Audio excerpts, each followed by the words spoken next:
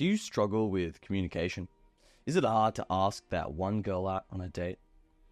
Are you absolutely terrified of asking questions in class because you're afraid of being laughed at? Does the thought of public speaking give you chills? Well, I'm here to let you know that you are completely normal.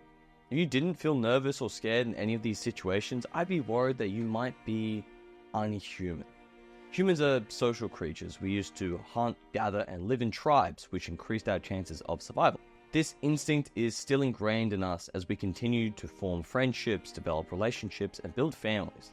But now, instead of just surviving, we aim to live fulfilling lives. According to countless surveys, interpersonal relationships consistently top the list as a key to happiness. So how does this tie into public speaking? The importance of being in a tribe was so critical that those who were banished or excluded didn't really survive for very long. Because being ostracized was such a big deal, many people would play it safe by saying as little as possible.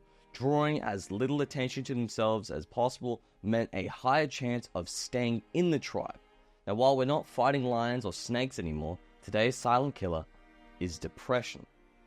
The emotional and mental benefits of being part of a community are often overlooked. Poor communication skills lead to fewer connections, which can result in depression or low self-esteem. Now, if this goes on for too long, it can even lead to a bunch of physical health problems.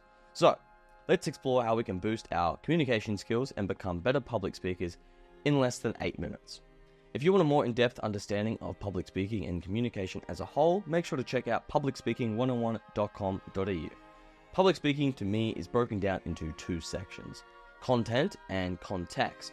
Now, content is the actual words you use to convey your message, while context is how you use your body, voice, and environment to deliver that message. Most politicians and great public speakers rely heavily on physical delivery as their speeches are usually written by experts. They simply need to memorize the content and deliver it with impact. While context is essential, we must also value content. If you can't explain complex topics in simple terms, you will lose credibility with your audience. You need a solid mix of clear, powerful content and smooth, charismatic context. Let's explore how to master context first. Now, humans are incredibly skilled at interpolating facial and body movements, so every small gesture that you make will be processed by the audience. So be intentional. If you put both your hands in your pockets, do it with purpose. Otherwise, it will be perceived as insecurity. But if it's done confidently, it can come across as casual and natural. Okay, so be purposeful with your actions and you'll become a successful speaker. Starting with eye contact. Make sure that you maintain eye contact when speaking. If addressing a crowd, hold eye contact with each person for a few seconds to establish a connection. Avoid darting your eyes around like a ping pong match, okay? That shows insecurity and a lack of confidence. Looking up can indicate deep thought, which is effective when you're, sharing a story or telling a memory. Looking down can signal low self-esteem, so try not to do that. Hands play a vital role, okay? Use them for gestures and try to involve them in almost every point you make. If you want to be more casual, you can place one hand in your pocket and use the other hand for gestures. If you want to appear more commanding, stand tall with both hands behind your back. Your voice is perhaps your most valuable tool, okay? Pauses, inflection, clarity, and tone all work together to emphasize your points. Now, here's how to use each of these tools effectively. Pauses create suspense and make listeners eager for what comes next, okay? Use pauses when introducing something important to give the audience time to absorb the information. Inflection has two forms, upward and downward. A higher pitch at the end of a sentence indicates a question, while a lower pitch signals a statement. Aim for downward inflection most of the time, reserving upward inflection for questions directed towards the audience. Finally, tone and tempo. They add variety to your speech, keeping it engaging and dynamic. If you want to improve it, I would recommend recording yourself telling a story and listen for areas where you can introduce more variation in the tone and tempo of your speech. Lastly, your body language. Now, this can make or break your delivery. Constantly swaying or shifting signals nervousness and undermines your credibility. Stay still when emphasizing key points and move purposefully when discussing lighter topics.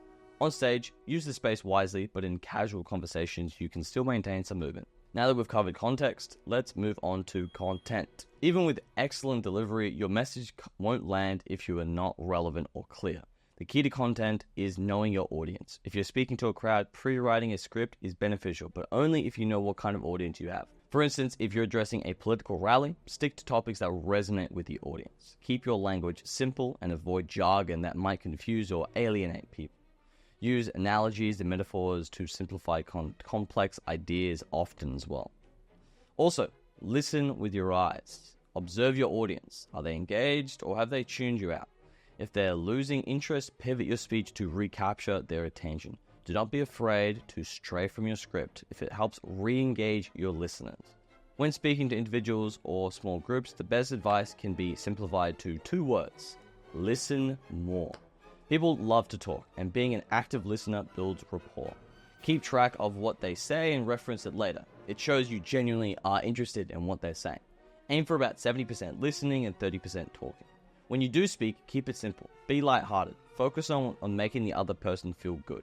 Attention spans are super short nowadays, so keeping the conversation engaging is crucial. Take care.